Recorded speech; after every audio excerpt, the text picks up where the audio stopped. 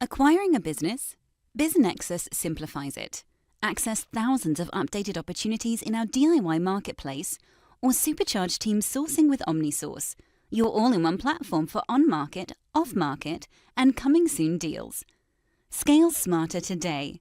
Learn more or book a demo at www.biznexus.com.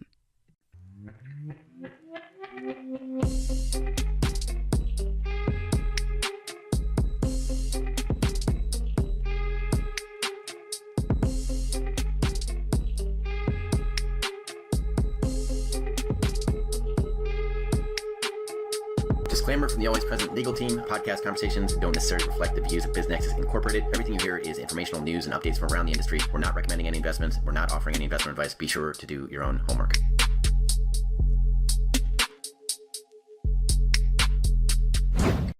Welcome back, everyone, to another Jeep Dive. Always excited to jump into these with you. Me too.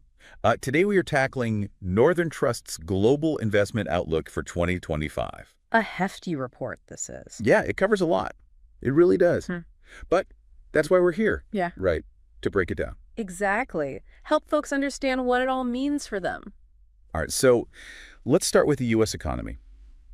Always a good place to begin. I feel like everyone's kind of holding their breath right now, wondering if we're going to see that soft landing or if things are going to get a little rockier.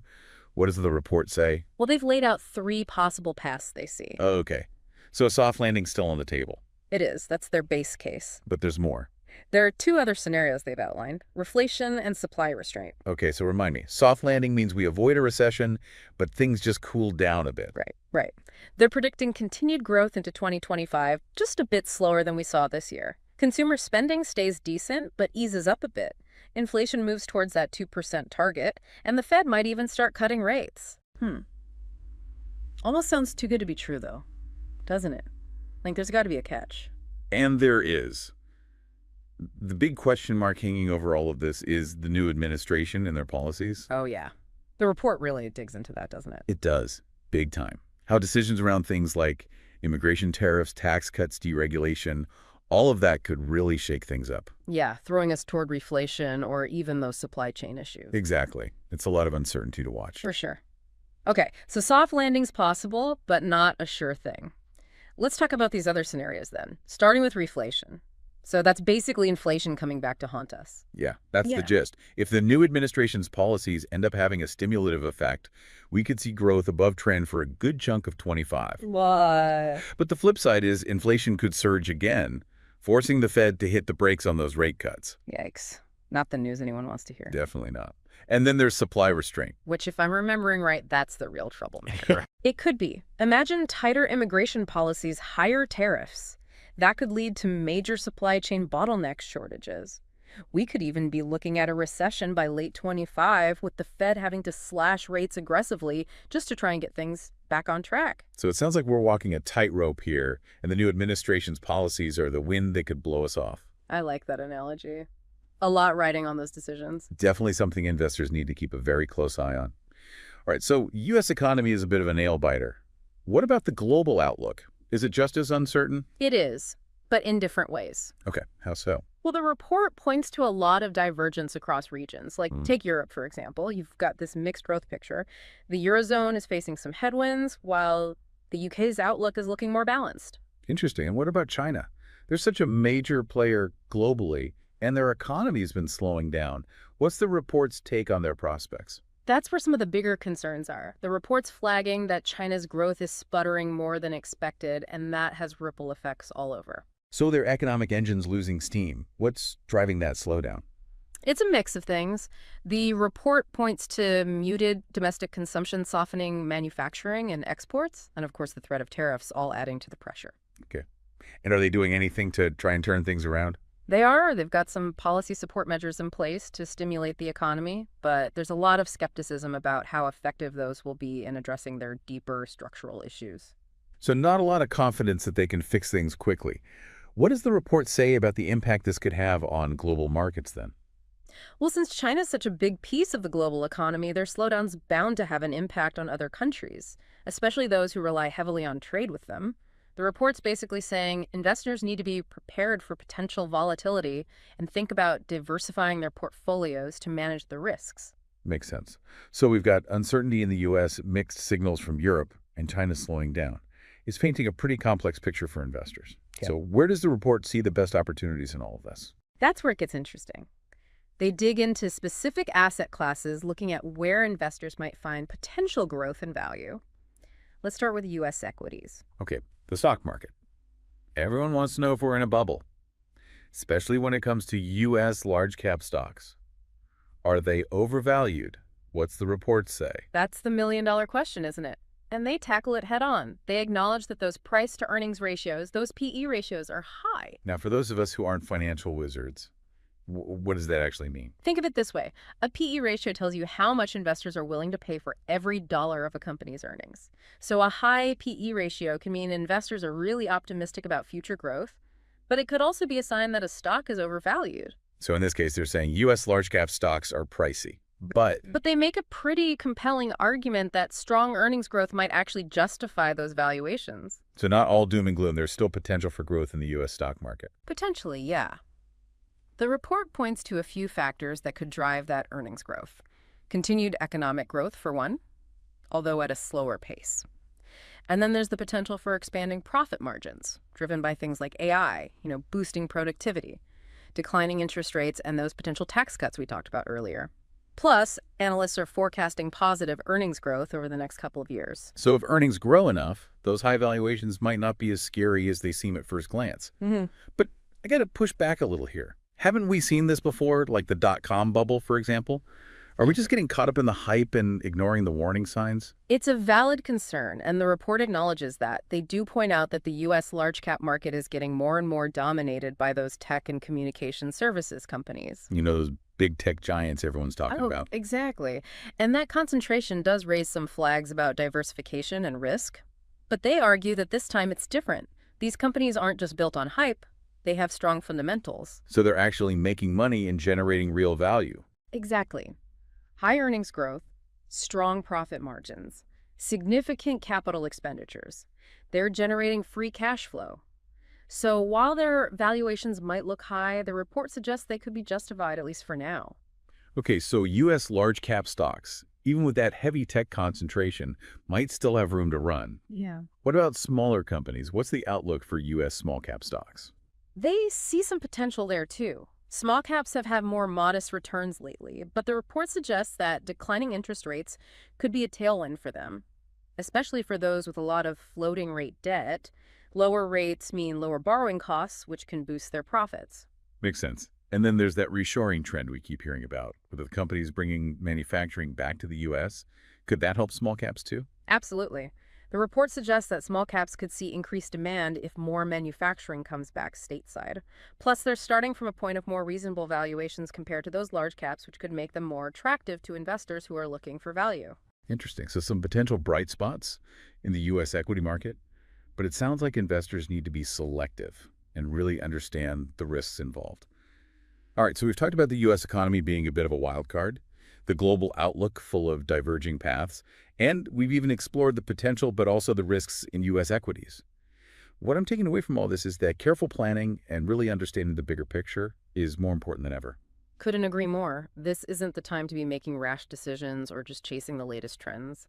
Investors need a solid plan that aligns with their risk tolerance and their long-term goals. And that's where understanding different asset classes like fixed income becomes really crucial.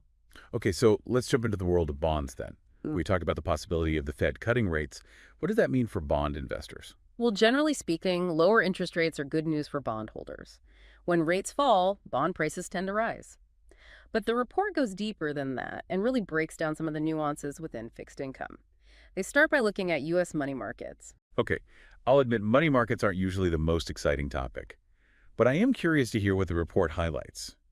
You might be surprised. Even though the Fed started cutting rates late last year, money market fund assets actually increased quite a bit. That seems kind of counterintuitive, doesn't it? You'd think people would pull their money out of those low-yielding money market funds when rates are falling and look for higher returns elsewhere. You would think so, but historically that's not always how it plays out. The report points out that even in a falling rate environment, money market funds can still be a pretty attractive alternative to other cash management options. It's all about their liquidity and safety. So even though the returns might be modest, They offer a safe haven for investors who are prioritizing capital preservation and easy access to their funds. Exactly. It's a stable base for a portfolio, especially when there's so much uncertainty swirling around in other parts of the market. Makes sense. So money markets have their place even when rates are low. What about other types of bonds? We've heard a lot about inflation lately. Are there any bonds that can help protect against that? Yes, there are. The report talks about Treasury Inflation-Protected Securities, or TIPS as they're usually called. They're designed specifically to shield your investments from the negative effects of inflation. Okay, break that down for me. How do TPS actually work? So their principal value adjusts based on changes in the consumer price index. So if inflation goes up, the principal value of your TPS goes up too. And here's the key. They pay interest on that adjusted principal. So you're not just keeping pace with inflation, you're actually earning a real return on top of it. So it's like having a built-in inflation hedge within your bond portfolio. That's a great way to put it. And with all the uncertainty surrounding inflation's path in 2025, the report makes a strong case for including TPS in a diversified portfolio. Makes sense. Now let's shift gears a bit and talk about investment-grade bonds. Those are generally considered less risky than their high-yield counterparts. Right, that's right. They're issued by companies with strong credit ratings, meaning they're seen as less likely to default on their debt payments. So lower risk, but probably lower return too? Typically, yes. And the report expects these bonds to trade within a fairly tight range in 25, similar to what we saw this year. They suggest that instead of trying to time the market, investors should really focus on security selection and sector allocation within this space. So being choosy about which specific bonds and industries you're investing in within that investment-grade universe, what areas do they highlight specifically? They point to a few interesting themes, like companies that are benefiting from the AI boom, they see potential there. On the other hand, they suggest that companies that have been struggling due to weak manufacturing demand might really present some opportunities as those sectors potentially bottom out. So even in a relatively stable market environment, there are still ways to find value and potentially outperform in investment-grade bonds. Now, for those investors with a little bit more of an appetite for risk, let's talk about the more adventurous side of fixed-income high-yield bonds. What's the outlook there? Well, the report paints a surprisingly positive picture for high-yield bonds in 25, and they have a few reasons for this optimism. First, corporate fundamentals in the high-yield space are actually quite solid. When you say solid fundamentals, what exactly are we talking about? Things like leverage, which basically measures how much debt a company has relative to its assets. Right now, leverage in the high-yield space is below its historical average, which suggests that these companies aren't over-leveraged. Also, their interest coverage ratios are healthy, meaning they're generating enough earnings to cover their interest expenses comfortably. So they're not drowning in debt and they can actually service their debt obligations. That's reassuring. Exactly. And that translates to lower default rates, which is always good news for bondholders. The report also highlights that the technical picture is supportive for high-yield bonds. Okay, time for another quick explainer. What does technical picture mean in this context? Basically, it's all about the supply and demand dynamics in the market for high-yield bonds. And right now, they're seeing favorable conditions with healthy demand from investors outpacing the supply of new bonds. That can push prices up. Of course, we can't talk about high-yield bonds without mentioning the yield. That's usually the main draw for investors. Right. And the report mentions a starting yield of over 7% for high-yield bonds, which is pretty attractive in today's environment. They do acknowledge that credit spreads are tight. And just to clarify for our listeners, credit spreads refer to the difference in yield between those high-yield bonds and safer government bonds. So tight credit spreads mean investors aren't demanding as much extra yield to compensate for that higher risk. Exactly.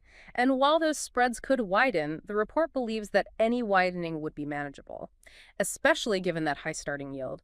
Overall, they see high-yield bonds as a potential source of total return with less volatility compared to some other riskier assets. So a potentially rewarding option for those who are seeking those higher yields, but are prepared to handle some ups and downs along the way.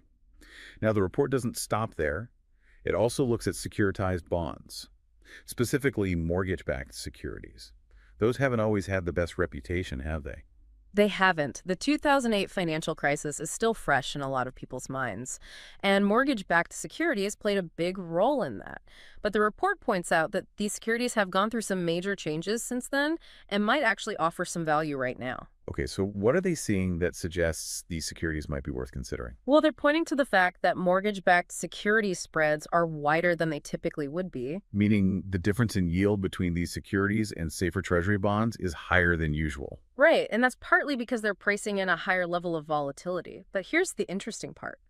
The report expects that volatility to decline as the Fed continues to cut rates. So if volatility goes down and investors get more comfortable with these securities, those spreads could tighten, potentially leading to some nice price appreciation for investors. Exactly. And there's some other factors working in their favor too, like prepayment risk, which is the risk that homeowners will refinance their mortgages and pay off their loans early.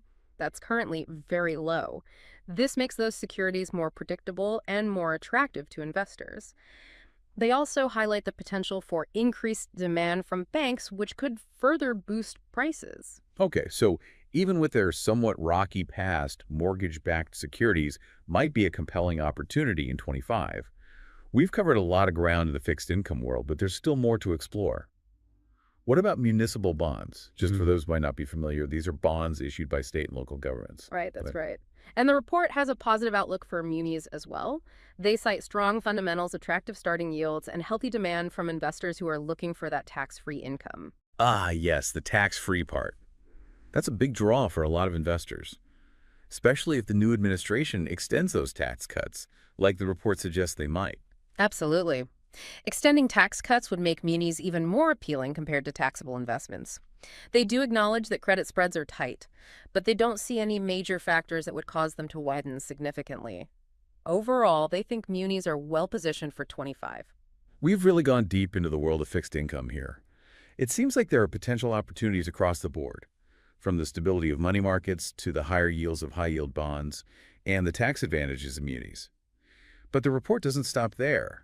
It also covers alternative investments, which can be a whole other ballgame. Should we take a look at those? Definitely. Alternative investments are a crucial part of the conversation, especially when we're talking about diversifying a portfolio and potentially boosting returns. Okay, so let's start with real assets. What falls under that umbrella? Real assets are tangible assets, things you can actually touch, like real estate infrastructure, natural resources. And the report suggests they're particularly well suited for 25, especially in a declining interest rate environment. That makes sense. Lower borrowing costs should make it easier to finance those big real estate projects and infrastructure investments. Precisely. And they go deeper than that. They highlight some specific areas that look particularly attractive, like data centers, which are benefiting from the explosion of data, and the rise of AI. Industrial real estate is another one they like, driven by the growth of e-commerce and the need for more logistics and warehousing space. They also point to healthcare, which benefits from those long-term demographic trends, and residential real estate, where there's just a constant shortage of housing in many markets. So no shortage of opportunities within real assets. What about infrastructure? That seems like a pretty solid investment. Literally. Right. It's not just about roads and bridges anymore. The report points to the growing demand for power infrastructure, especially with all the energy needs of data centers and AI. They also like its bond-like characteristics, which can be helpful in a falling rate environment. And then there's the sustainability angle. Investing in renewable energy infrastructure, for example, can align with an investor's values while also potentially generating good returns. Exactly. That's a trend that's only going to gain momentum. And then there are natural resources which haven't performed as well this year, but the report still sees them as a decent hedge against geopolitical risk and inflation. Okay, so real assets offer a mix of diversification, potential growth, and inflation protection. What about hedge funds? Those are often seen as the realm of sophisticated investors. They are. And for good reason. They can be complex and they tend to have higher fees than traditional investments, but the report argues that they can play a valuable role in a well-diversified portfolio, especially in uncertain times like these. What makes them so well suited for navigating uncertainty in the markets? Their flexibility. Hedge funds can use a wide range of strategies that aim to generate returns, whether the market goes up, down, or sideways. Some of the strategies they highlight that might be particularly effective in 25 include equity hedges, event-driven macro, and relative value. So hedge funds bring flexibility and the potential to weather different market conditions. What about private credit? That's an area we've been hearing more about lately. It's definitely become a popular alternative investment, and a report suggests it still has room to run. They see private credit as a key beneficiary of the expected increase in M&A activity, especially as private equity firms start deploying all that cash they've been holding on to. So these private credit funds are stepping in to provide financing for those deals, filling the gap left by banks who have pulled back from some areas of lending. Right. And they often focus on that lower middle market lending to companies that might not be able to get traditional bank financing. The report really emphasizes the downside protection that a lot of private credit investments offer, which makes them attractive to investors who want higher yields but are also concerned about preserving their capital. What are some of the features that provide that downside protection? Things like seniority in the capital structure, meaning those private credit investors get paid back before other creditors if a company goes bankrupt. They often have financial covenants in place too, which gives them some control over what the borrower can and can't do. And a lot of these private credit funds have very experienced teams who actively manage their portfolios and work closely with borrowers to help them succeed. So while there's always some risk involved with private credit, there are structures in place to help mitigate that. Finally, let's touch on private equity, which has faced some headwinds lately. Does the report see any light at the end of the tunnel for this asset class? They do. They're expecting the exit environment to improve as interest rates decline. This would allow those private equity firms to sell their portfolio companies at better valuations and generate returns for their investors. They also see some attractive valuations in the private market, especially compared to the public market, where valuations have gotten a bit stretched in some areas. So there's potential for private equity to outperform public equities again. It's certainly possible, and they highlight the role of the secondary market in providing liquidity and creating opportunities for investors. The secondary market allows investors to buy and sell existing private equity investments, which can be a way to get exposure to this asset class without having to commit to a long-term fund. We've covered an incredible amount of ground today. From the global economic outlook to U.S. equities, bonds, and now alternative investments, this report is packed with insights. But it's a lot to digest. What are your main takeaways from all of this? I think what stands out most to me is the emphasis on careful planning and strategic asset allocation. This isn't a time to just chase the hottest trends. Investors need to have a well-thought-out plan that aligns with their risk tolerance and long-term goals. You're absolutely right. And it's clear that there's no one-size-fits-all approach. There are potential opportunities across all sorts of asset classes, but investors need to do their homework, understand the risks involved, and make choices that are right for them. Yeah, it really drives home the point that you can't just be picking investments randomly. It's about being strategic with your asset allocation. Exactly. Yeah. Not just throwing darts at a board and hoping for the best. Then you gotta have a plan. You do. It's about spreading your investments across those different asset classes in a way that manages risk, but also has the potential to really enhance your returns. It's like putting a puzzle together. Each piece has a specific role to play in creating the bigger picture. And it sounds like Northern Trust, with all their expertise and insights, can be a great partner in that process. Absolutely. This report is just a starting point. They have a whole wealth of resources to help investors navigate this landscape. Okay, so for our listeners who are ready to take action, where do they start? What would you recommend? First step's easy. Head over to Northern Trust's website. Seriously, they've got a ton of resources there. More in-depth reports, articles, interactive tools that can really dive deep into specific investment strategies. So it's like an extension of this deep dive, but even more tailored to your specific needs. Exactly. Yeah. You can explore their different investment capabilities, learn about their approach, and see what solutions might align best with your goals and how much risk you're comfortable taking. And if you're looking for more personalized guidance, They have a whole team of experts who can work with you one-on-one to develop a truly customized investment plan. One that takes your specific circumstances and goals into account. so whether you're a seasoned investor or just starting out, they've got something for you. They do. And finally, I'd say take some time for self-reflection. Think about your own investment goals, your time horizon, your financial needs.